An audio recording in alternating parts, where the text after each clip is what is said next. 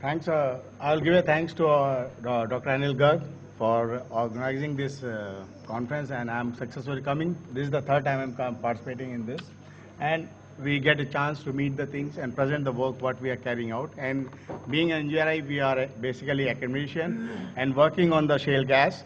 Earlier, we were working on the petrol exploration. So, in my this talk, I'm going to make a presentation about the work we have carried out about on the shale gas from 3 different basins. The silent aspects of the shale gas is basically is the unconventional natural gas produced from the shale. Shale acts as a source and reservoir for the gas, usually in mature petroleum source rocks and thermogenic origin.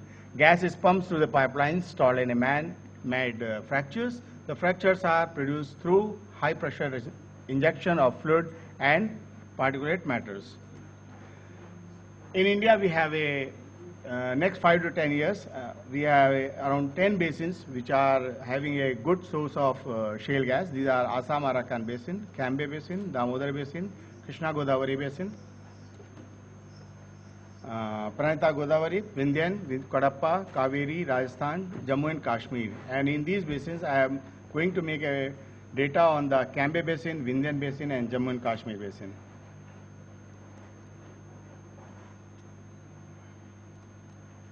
Now, geochemistry. Basically, we are doing the geochemistry of the shales. The dark horse of streams tells the presence and properties of hydrocarbons trapped in geological formations or the potential to generate such hydrocarbons.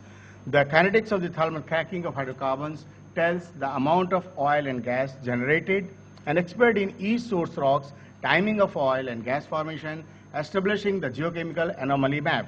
So basically, the conversion of kerosene, we get the temperature, we get the abundance nature of organic matters, we get the maturation index, R0 and Tmax, the maturity, and that also correlated the hydrocarbon generation, nature and amount and timing.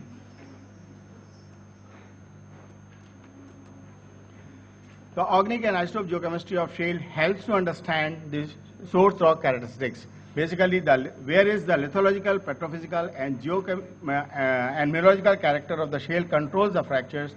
The ratio of free gas versus the soft gas helps determining the gas content and gas in place.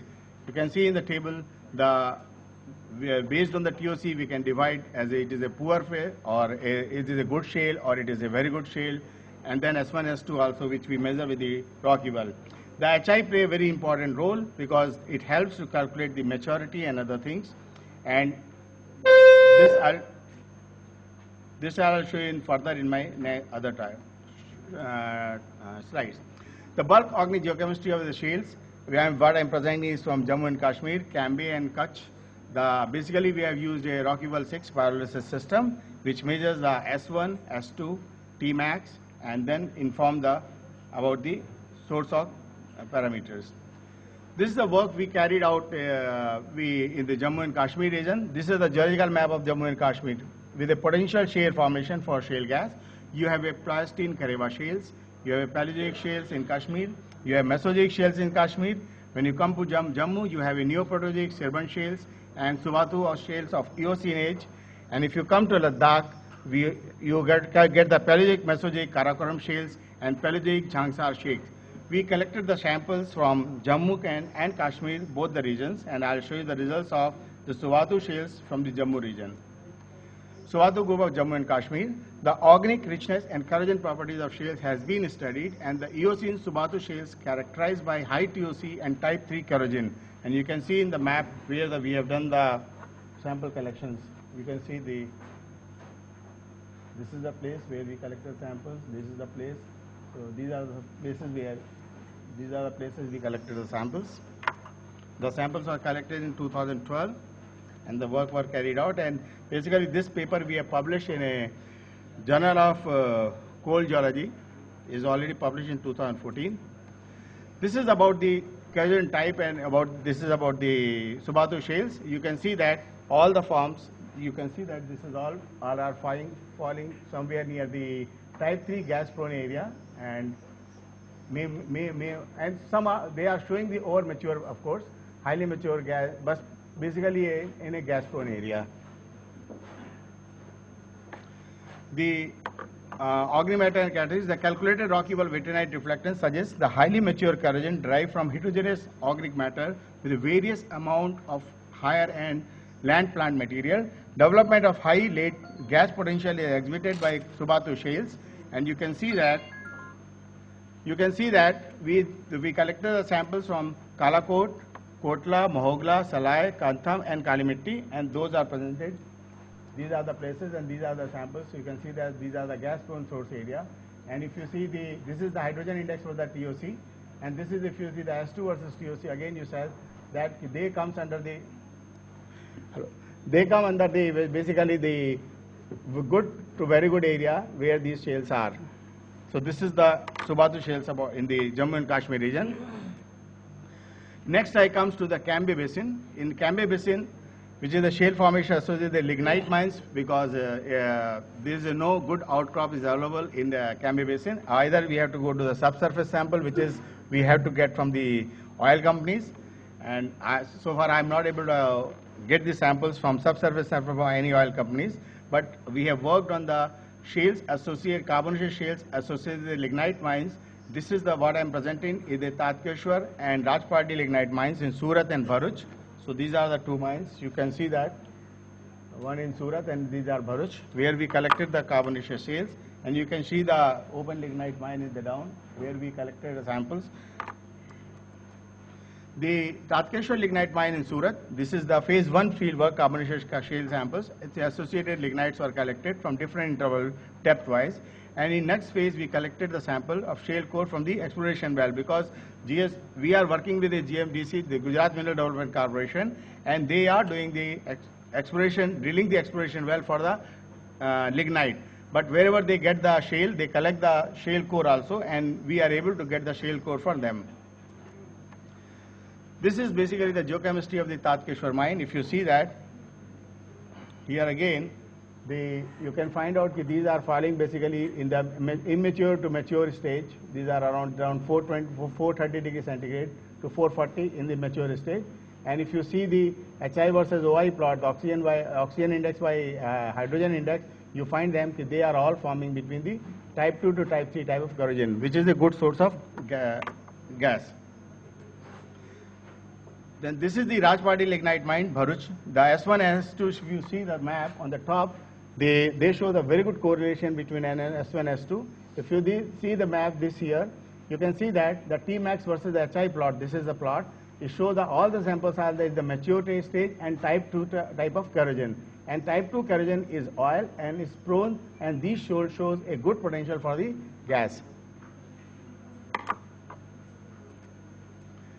And this is the tertiary shales. We carried out the work in a Kutch area. That is, there are 3 lignite mines. That is a Matanumad, Panandharo, Umarsar lignite mines. And I collected the samples. You can see the area which we have collected the samples. This is the mines area will be.